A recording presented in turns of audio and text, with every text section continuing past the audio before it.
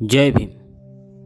आज हम सुनेंगे विश्व रत्न डॉक्टर बाबा साहब आम्बेडकर द्वारा लिखी गई एक पुस्तक जिसका नाम है वीज़ा की प्रतीक्षा में। तो चलो आइए सुनते हैं अध्याय 1, जिसका शीर्षक है बचपन में दुस्वप्न बनी कोरेगांव की यात्रा।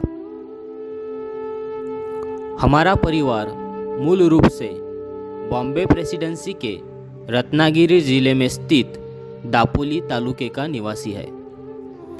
ईस्ट इंडिया कंपनी का राज शुरू होने के साथ ही मेरे पुरखे अपने वंशानुगत धंधे को छोड़कर कंपनी की फौज में भर्ती हो गए थे।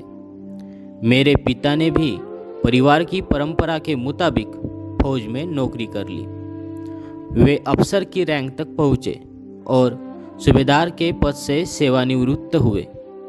सेवानिवृत्ति के बाद मेरे पिता परिवार के साथ दापोली गए ताकि वहाँ पर फिर से बच जाए, लेकिन कुछ वजहों से उनका मन बदल गया। परिवार दापोली से सातारा आ गया, जहाँ हम 1904 तक रहे। मेरी याददाश्त के मुताबिक पहली घटना 1901 की है, जब हम सातारा में रहते थे। मेरी माँ की मौत हो चुकी थी। मेरे पिता सातारा जिले के खटाव तालुके के कोरेगांव में खंजाजी की नौकरी पर थे। वहाँ बम्बई की सरकार अकाल पीड़ित किसानों को रोजगार देने के लिए तालाब खुदवा रही थी। अकाल से हजारों लोगों की मौत हो चुकी थी। मेरे पिता जब कोरेगांव गए तो मुझे, मेरे बड़े भाई और मेरी बड़ी बहन के 2 बेटों को मेरे काकी और कुछ पड़ोसियों के जिम्मे छोड़ गए। मेरी काकी काफ़ी भली थी, लेकिन हमारी खास मदद नहीं कर पाती थी। वे कुछ नाटी थी और उनके पैरों में तकलीफ थी, जिससे वे बिना किसी सहारे के चल फिर नहीं पाती थी। अक्सर उन्हें उठाकर ले जाना पड़ता था। मेरी बहनें भी, उनकी शादी हो चुकी थी। वे अपने परिवार के साथ कुछ दूर पर थी। खाना पकाना हमारे लिए एक समस्या थी, खासकर इसलिए कि हमारी काकी शारीरिक असहायता के कारण काम नहीं कर पाती थी।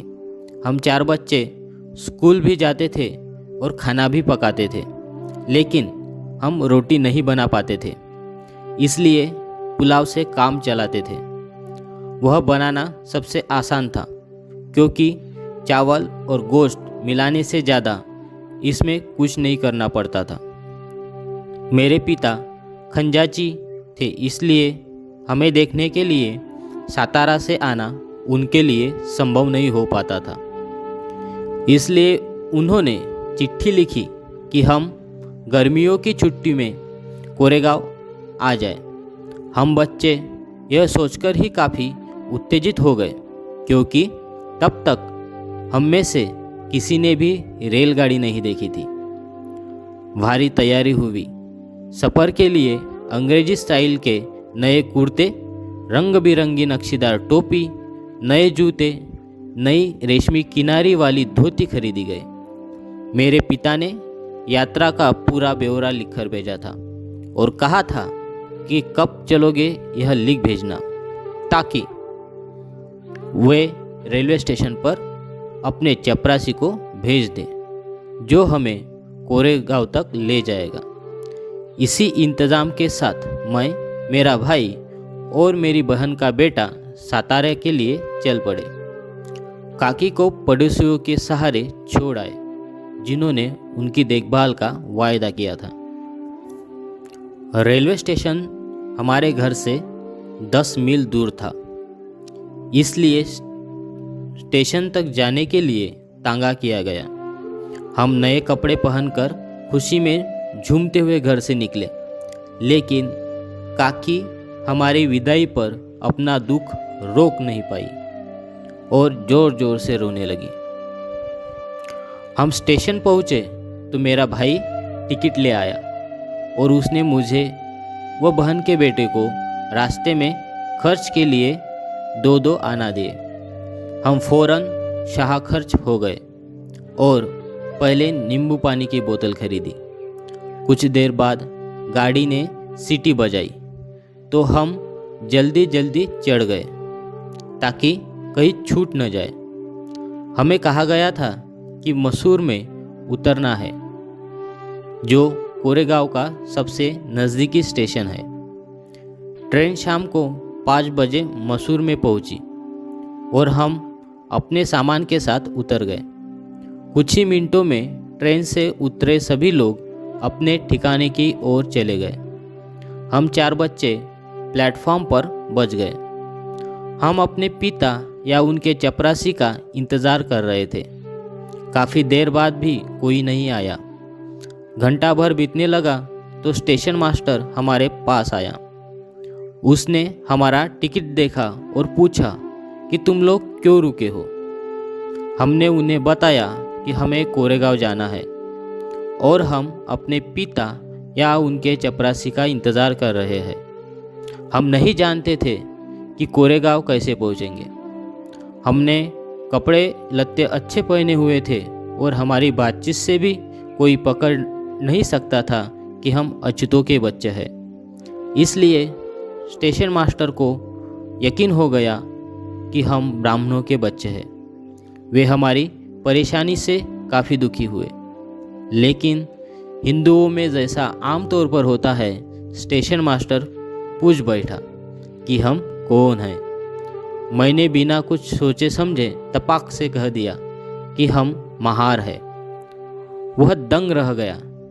अचानक उसके चेहरे के भाव बदलने लगे।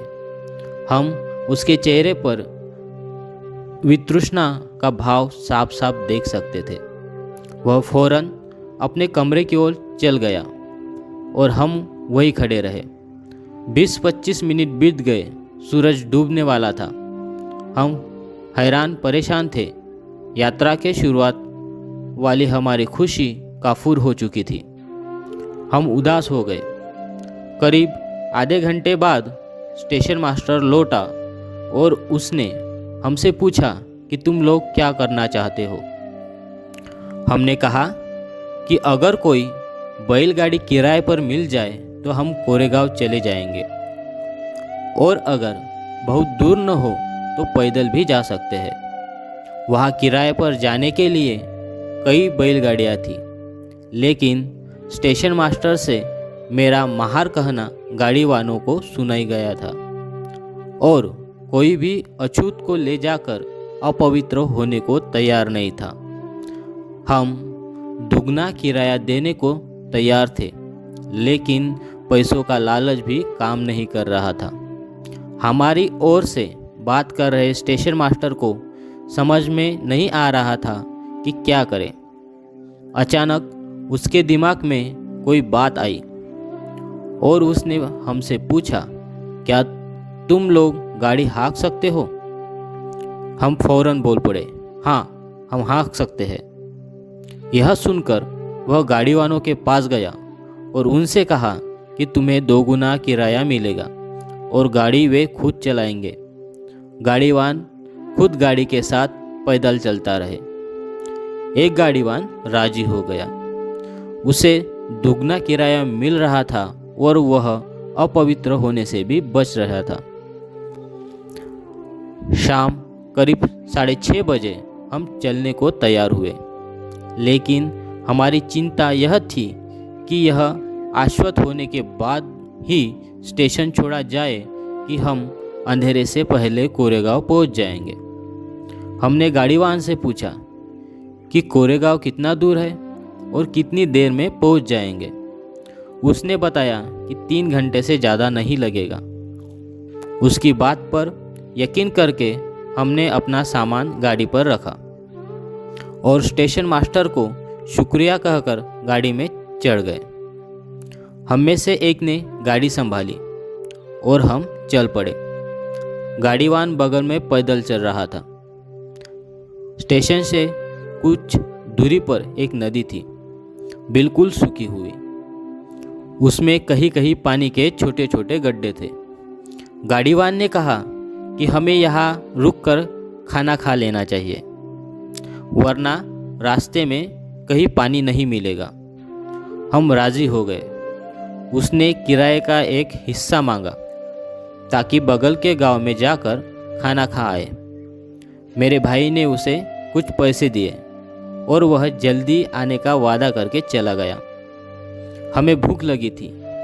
काकी ने पड़ोसी औरतों से हमारे लिए रास्ते में कुछ अच्छा भोजन बनवा दिया था। हमने टिफ़िन बॉक्स खोला और खाने लगे।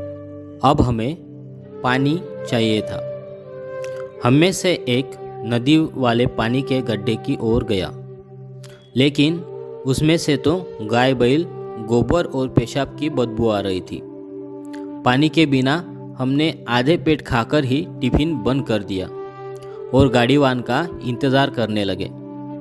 काफ़ी देर तक वह नहीं आया। हम चारों ओर उसे देख रहे थे।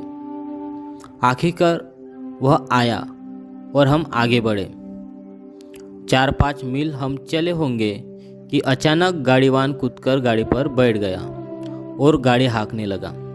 हम चकित थे कि यह वही आदमी है जो अपवित्र होने के डर से गाड़ी में नहीं बैठ रहा था, लेकिन उससे कुछ पूछने की हिम्मत हम नहीं कर पाए। हम बस जल्दी से जल्दी कोरेगांव पहुंचना चाहते थे, लेकिन जल्दी ही अंधेरा छा गया। रास्ता नहीं दिख रहा था। कोई आदमी या पशु भी नज़र नहीं आ रहा था। हम डर गए। 3 घंटे से ज़्यादा हो गए थे, लेकिन कोरेगांव का कहीं नामो निशान तक नहीं था। तभी हमारे मन में यह डर पैदा हुआ कि कहीं यह गाड़ीवान हमें ऐसी जगह तो नहीं ले जा रहा कि हमें मार कर हमारा सामान लूट ले। हमारे पास सोने के गहने भी थे। हम उससे कुछ पूछने लगे कि कोरेगांव और कितना दूर है। वह कहता जा रहा था, ज़्यादा दूर नहीं है, जल्द ही पहुँच जाएंगे। रात के 10 बज चुके थे। हम डर के मारे सुबकने लगे और गाड़ीवान को कोसने लगे। उसने कोई जवाब नहीं दिया। अचानक हमें कुछ दूर पर एक बत्ती जलती दिखाई दी। गाड़ीवान ने कहा, वह देखो, चुंगे वाले की बत्ती है। रात में हम वहीं रुकेंगे। हमें कुछ राहत महसूस हुई।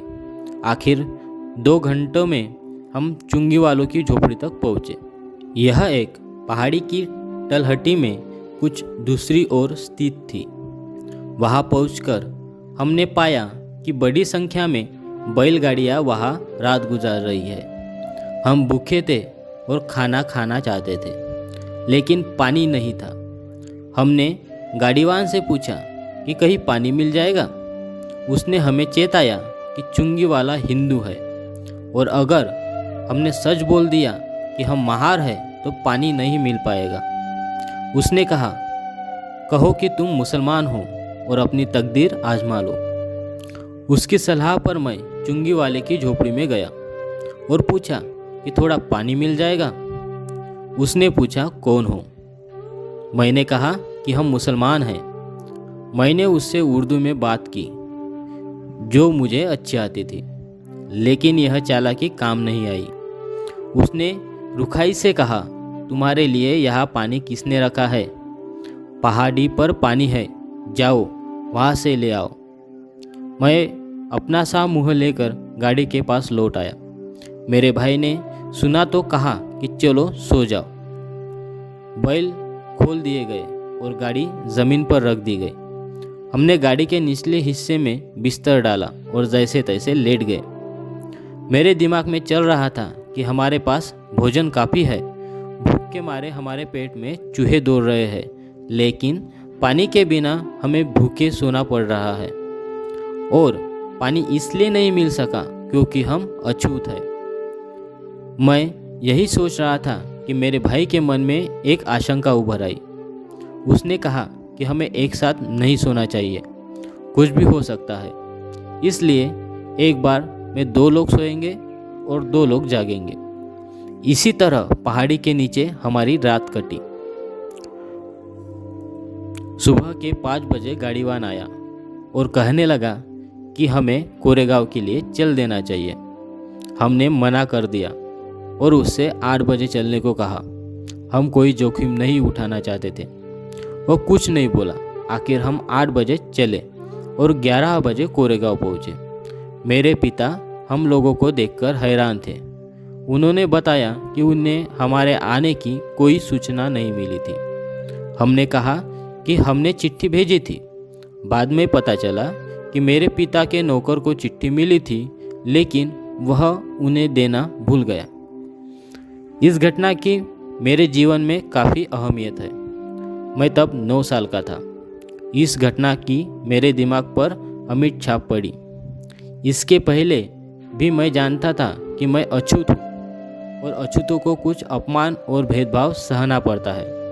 मसलन स्कूल में मैं अपने बराबरी के साथियों के साथ नहीं बैठ सकता था।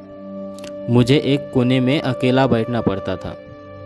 मैं यह भी जानता था कि मैं अपने बैठने के लिए एक बोरा रखता था और स्कूल की सफाई करने वाला नौकर वह बोरा नहीं छूता था, क्योंकि मैं अछूत हूँ। मैं बोरा रोज घर लेकर जाता और अगले दिन फिर से लाता। स्कूल में मैं यह भी जानता था कि ऊंची जाति के लड़कों को जब प्यास लगती तो वे मास्टर से पूछकर नल पर जाते और अपनी प्यास बुझा लेते। पर मेरी बात अलग थी। मैं नल को छू नहीं सकता था, इसलिए मास्टर की इजाज़त के बाद चपरासी का होना ज़रूरी था। अगर चपरासी नहीं है तो मुझे प्यासा ही रहना पड़ता था। घर में भी कपड़े मेरी बहन धोती थी। सातारा में धोबी नहीं थे ऐसा नहीं था। हमारे पास धोबी को देने के लिए पैसे नहीं हो ऐसी बात भी नहीं थी। हमारी बहन को कपड़े इसलिए धोने पड़ते थे क्योंकि हम अछूतों का कपड़ा कोई धोबी धोता नहीं था। हमारे बाल भी मेरी बड़ी बहन काटती थी, क्योंकि कोई नाई हम अछूतों के बाल नहीं काटता था। मैं यह सब जानता था, लेकिन उस घटना से मुझे ऐसा झटका लगा जो मैंने पहले कभी महसूस नहीं किया था। उसी से मैं छुआछूत के बारे में सोचने लगा। उस घटना के पहले तक मेरे लिए सब कुछ सामान्य सा था, जैसे कि सवर्ण हिंदुओं और अछूतों के साथ आमतौर पर होता है। धन्यवाद।